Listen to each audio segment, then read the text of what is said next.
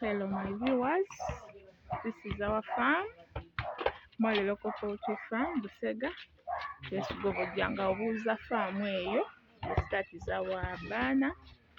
Yeah, Sangibwa Busega. Thank you for viewing, thank you for subscribing. Bane tova ku video nga tolina kyokozeeko kyonna. Baako kyokoloba commentinga, or you share the video, you can like the video. Yes, tova ku video nga tolina kyokozeeko badiya.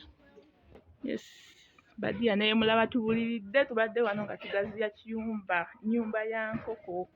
Zamu tulaba tugaziya, twongerako tusobole okulaba nga tufuna space esobola okwaccommodatinga enkoko eziwerako. Tubadde wafunda nnyo naye twagaziyegaziyeemuko katono, zamu tulaba tukyazimba. Inshallah Mukama ajja tukwazizaako tukole ki? Tumalirize tugaziweemu. Naye nga I love you so much my dears.